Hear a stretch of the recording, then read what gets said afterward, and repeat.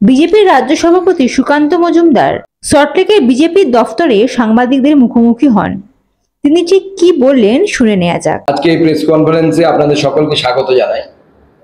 আপনারা জানেন, আপনাদেরকে আমরা বলেছিলাম যে আগামী কাল থেকে আমরা ধর্ণা শুরু করব, আজকে থেকে আমরা ধর্ণা শুরু করব, কিন্তু আগামীকাল থেকে ধর্ণা শুরু করব এবং আমরা মহামান্য আদালতে শরণাপন্ন হয়েছিলাম। মহামান্য আদালত আজকে শোনার বদলে আগামীকাল ভারতীয় জনতা পার্টির যে আবেদন, সেই আবেদন আগামীকাল 10:30টার সময় মহামান্য আদালত শুনবেন।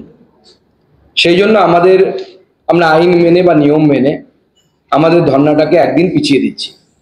যদি কালকে খুব তাড়াতাড়ি আমরা ভার্ডিক্ট পেয়ে যাই বা ধর্নার অনুমতি পেয়ে যাই, তাহলে হয়তো কালকেও আমরা সন্ধ্যাবেলায় শুরু করতে পারবো ধর্না, নচেত আগামী পরশু থেকে শুরু করবো আমরা, এবং টানা 7 দিন আমরা ধর্না চালাবো। এবং 22 তারিখে আমাদের স্বাস্থ্য ভবন অভিযান আমরা যেটা রেখেছিলাম, সেই স্বাস্থ্য ভবন অভিযান হবে এবং স্বাস্থ্য ভবনকে আমরা সেই দিন পশ্চিমবঙ্গ সরকারকে নাড়িয়ে দেব। আমরা জোরদার আন্দোলনের মধ্য দিয়ে এটা প্রমাণ করব যে ভারতীয় জনতা পার্টি শুধু নয়, ভারতীয় জনতা পার্টির সাথে বাংলার সাধারণ মানুষ, জনমানুষ, তারা ভারতীয় জনতা পার্টির সাথে আছে এবং তারা চায় যে অত্যাচারী সরকার নিপাত যাক। এবং এই অত্যাচারী সরকারের মাথা যিনি আছেন মাননীয় মুখ্যমন্ত্রী মমতা বন্দ্যোপাধ্যায়, এবং তিনি হোম মিনিস্টার এবং অ্যাজ ওয়েল অ্যাজ তিনি আমাদের হেলথ মিনিস্টার, দুটোই গুরুত্বপূর্ণ মন্ত্রকের তিনি দায়িত্বে আছেন। সেই দায়িত্ব নিয়ে উনি তার পদ থেকে সরে যান, এবং সরে গেলে আপদ বিদেই হবে এক কথায়। আজকে আপনাদের সামনে আমি বিশেষ করে এসেছি, মাননীয় মুখ্যমন্ত্রীকে আমরা ভারতীয় জনতা পার্টির তরফ থেকে, ভারতীয় জনতা পার্টির রাজ্য সভাপতি হিসেবে আমরা কয়েকটি প্রশ্ন, প্রায় 10 থেকে 14টি মতো, 10-12টি থেকে 14টি প্রশ্ন আছে। সেই প্রশ্নগুলো আমরা মাননীয় মুখ্যমন্ত্রীর কাছে করতে চাই এবং তার উত্তর চাই পশ্চিমবঙ্গ সরকারের কাছ থেকে। দেখুন, আপনারা জানেন যে মমতা বন্দ্যোপাধ্যায় আমাদের স্বাস্থ্যমন্ত্রী এবং নিজেই তিনি হোম মিনিস্টার।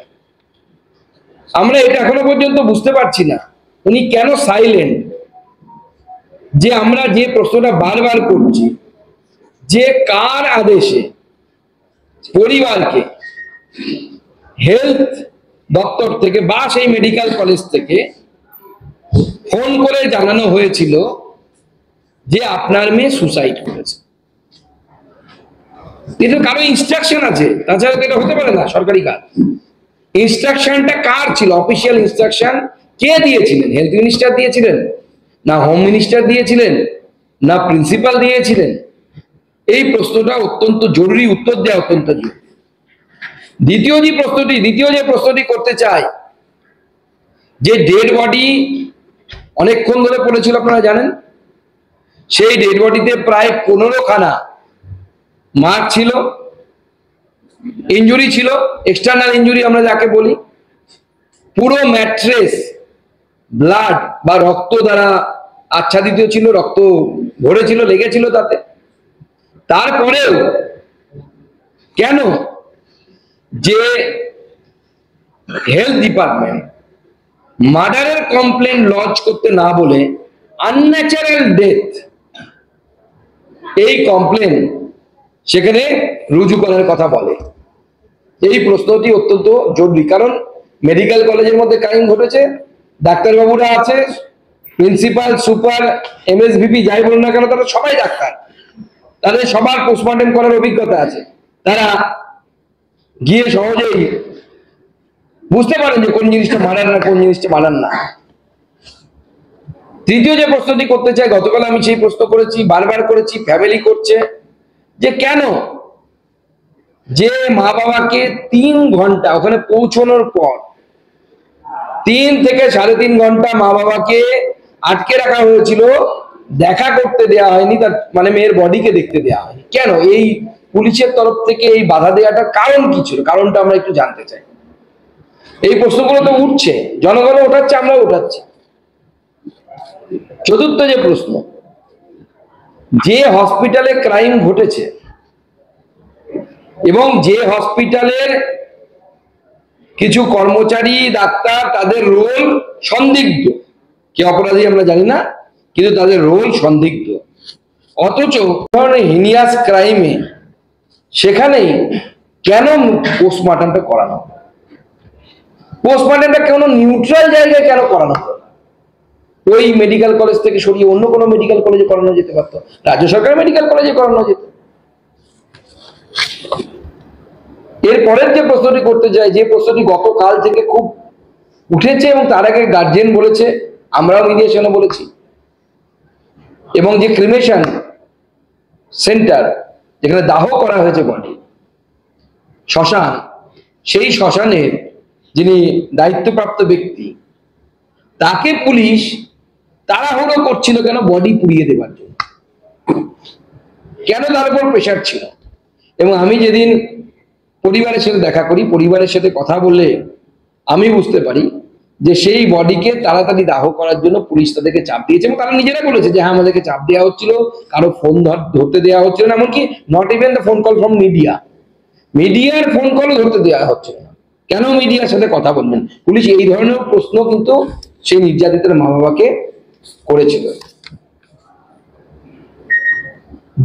এরপরে 6 নম্বর যে প্রশ্নটি আমরা করতে চাই, যে আমাদের হেলথ মিনিস্টারকে, সম্মানীয় হেলথ মিনিস্টার, স্বাস্থ্যমন্ত্রী যিনি আছেন, যে ওনাকে আমরা এই প্রশ্নটা করতে চাই, ডক্টর সঞ্জয় ঘোষ, ডক্টর সন্দীপ ঘোষ, উনি কি এমন আকাশচুম্বী গগনচুম্বী কাজ করেছিলেন যে তাকে তার পদ থেকে সরিয়ে দেওয়ার পর, অর্থাৎ আরজি কলেজের প্রিন্সিপালের পদ থেকে সরিয়ে দেওয়ার পর পদত্যাগ উনি বলছেন, পদত্যাগ তো উনি করেননি, পদত্যাগের আগে তার মেমো বেরিয়েছে, তাকে সরিয়ে দেওয়া হয়েছে, ড্রামা করা হয়েছে পদত্যাগের। আমরা সেই মেমো কালকে দেখিয়েছি আপনাদের কাছেও আছে সেই মেমো। 4 ঘন্টার মধ্যে তাকে আবার অন্য একটি মেডিকেল কলেজে প্রিন্সিপাল পদে বহাল তবিয়ত থেকে বসানো। কি এমন কাজ করেছেন উনি? নাকি উনি মমতা বন্দ্যোপাধ্যায়ের পরিবারের সাথে ডাইরেক্টলি ইনডাইরেক্টলি কোনোভাবে সম্পর্কিত ব্যক্তি? আমরা জানি না, আমরা প্রশ্ন করছি, আমরা জানতে চাই, বাংলার মানুষ জানতে চাই যে আইদার উনি খুব ইনোভেটিভ কিছু করেছেন, দারুণ কাজ করেছেন। এর আগেও বিভিন্ন সময় পত্র পত্রিকায় তার বিরুদ্ধে নানা ধরনের অভিযোগ উঠেছিল। তাতে পরীক্ষা ব্যবস্থায় দুর্নীতি, কোশ্চেন ফাঁস হওয়া থেকে শুরু করে অন্যান্য ডাক্তারদেরকে হেনস্থা করা, নানা ধরনের অভিযোগ তার বিরুদ্ধে উঠেছে। এবং আমরা এরপরে যে প্রশ্নটি করতে চাই, যে 14 তারিখ রাতে, অর্থাৎ 14-15 সন্ধিক্ষণে, যে কেন এতগুলো মানুষ হঠাৎ করে জড়ো হয়ে গেল, এবং তারা মূলত দেখতে পাচ্ছি, আমি যেটা পুলিশের কাছ থেকে যে অবজারভেশন আমরা পেয়েছি বা যারা অ্যারেস্টেড হয়েছে, তারা মূলত অতীন ঘোষের এলাকা থেকে এসেছিলেন। মূলত বেলগাছিয়া, কিছুটা আরজি কলের পেছন দিকের। আমরা তো কলকাতার কাউন্সিলরদেরকে দেখি অত্যন্ত অ্যাক্টিভ, তৃণমূল কংগ্রেসের যারা কাউন্সিলর বিশেষ করে, তারা তো নিজের ওয়ার্ডে একটা পাখি মরলেও তার খবর পেয়ে যাবে, কোথায় ফ্ল্যাট হচ্ছে তার খবর পেয়ে যাবে। তারপরে এত লোক জড়ো হয়ে গেল, সেই কাউন্সিলরও খবর পেলেন না, সেই পুলিশ যারা দায়িত্বে ছিলেন তারা খবর পেলেন না।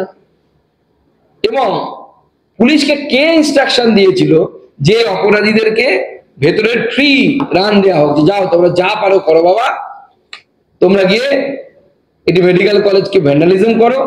এবং সেদিন যে ভয়ঙ্কর পরিস্থিতি ছিল, আমরা যে আরেকটি রেপ, মার্ডারের মতো ঘটনা আরো একাধিক দেখতে পাইনি, এটা আমাদের সৌভাগ্য, বাঙালি হিসেবে আমাদের সৌভাগ্য বলে মনে হয়। সেদিন এই ধরনের ঘটনা ঘটতে পারত, এবং যারা আন্দোলন করছিলেন তারা বলেছিলেন যে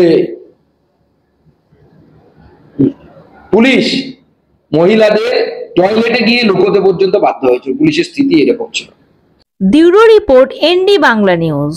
সবার আগে সব খবর, সঠিক খবর পেতে ফেসবুক পেজটি ফলো করে এবং ইউটিউব চ্যানেলটি সাবস্ক্রাইব করে রাখুন, আর শেয়ার করতে ভুলবেন না।